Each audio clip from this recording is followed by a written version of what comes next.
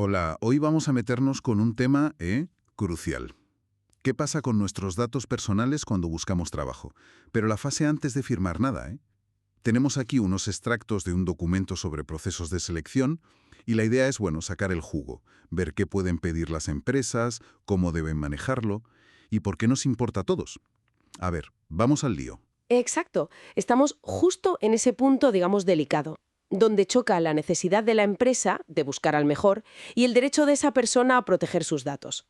Las normas clave aquí, pues el RGPD europeo y la LOPD española. Lo interesante es ver cómo funciona esto en el día a día, ¿no? Cuando buscas empleo. Claro, para empezar, ¿qué tipo de información es lícito que pidan? El material que tenemos dice que tiene que estar relacionado sí o sí con el puesto. Aptitudes físicas, si hace falta, claro, conocimientos, experiencia. Incluso mencionan personalidad o inteligencia. Pero, siempre ligado a las tareas.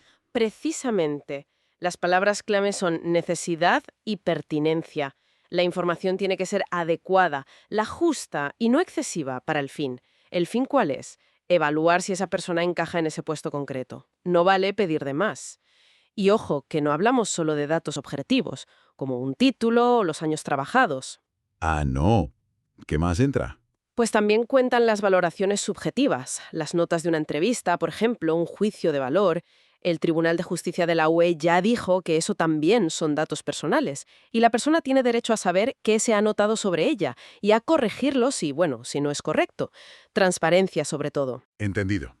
¿Y por qué es legal que traten esos datos? ¿Cuál es la base, digamos, jurídica? Pues la razón principal es que es un paso necesario antes de un posible contrato. Y se hace porque la persona interesada, el candidato, ha dado el primer paso al enviar su currículum. Es lo que se llama aplicar medidas precontractuales. Ajá. Luego, para ciertos datos muy específicos o si se quieren usar para otra cosa que no sea la selección, ahí sí que podría hacer falta un permiso explícito, el consentimiento. Aquí es donde yo veía un punto súper interesante. Lo del principio de limitación de la finalidad, ¿verdad?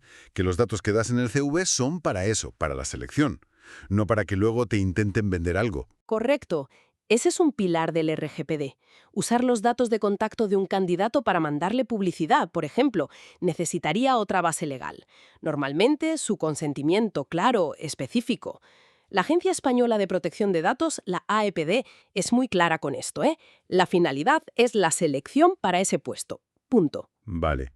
Pero, a ver, una duda que surge mucho. ¿Qué pasa con los currículums que la gente envía por su cuenta, sin que haya una oferta publicada? O si una empresa grande, un grupo, quiere compartir CVs interesantes entre sus distintas filiales. Buena pregunta. La empresa siempre tiene que informar a la persona sobre qué va a hacer con sus datos. Si un CV llega así, espontáneamente, pues la empresa tiene que tener un sistema para informar. Puede ser un cartel en recepción, un email automático de respuesta. La EPD da ideas en su guía. O sea, no vale con recibirlo ya. No. Es curioso porque el simple hecho de recibirlo y no hacer nada no es tratamiento.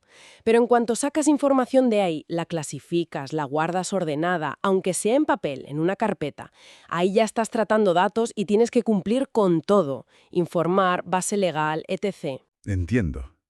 Y para lo de compartir CVs con otras empresas, incluso del mismo grupo, se necesita una base legal válida, que muchas veces será el consentimiento del candidato.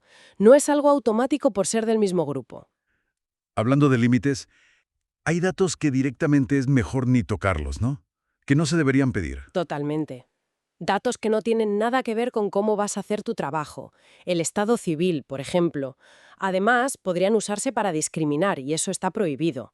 Y luego están los que llamamos datos especialmente sensibles. ¿Cómo cuáles? Pues mira, la información genética. Prohibidísimo usarla para evaluar si alguien vale o no para un puesto, ni aunque la persona quisiera darla. Y los test psicológicos. Ahí hay que ir con mucho cuidado. Sí, eso siempre genera dudas. Claro, solo si son realmente imprescindibles para el puesto. Y tienen que hacerlos especialistas, garantizando la confidencialidad. Hay que informar bien al candidato antes y con todas las garantías legales. De hecho, los resultados de esos test a veces se consideran datos de salud. Uf, delicado. Y claro, con todo este panorama, ahora entra la inteligencia artificial, filtrando currículums a lo bestia, evaluando perfiles. Sí, y ese es un terreno en el que hay que pisar con mucha precaución. Es fundamental mirar bien los algoritmos, que no tengan sesgos ocultos que discriminen. Y la transparencia con el candidato es vital.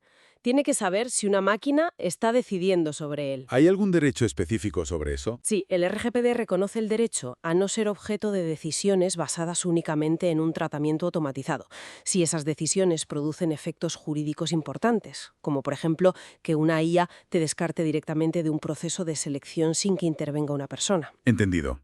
Entonces, resumiendo mucho, parece que todo gira en torno a que la información sea relevante, que haya transparencia con la persona y que se respete para qué se dieron esos datos en primer lugar. Las empresas pueden informarse, sí, pero con unas reglas muy claras. Has dado en el clavo.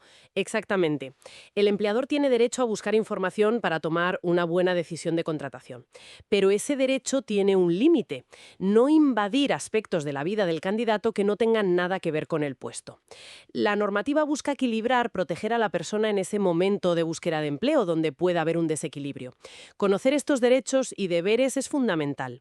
Para las dos partes, para empresas y para candidatos. Y ya para cerrar, una reflexión final.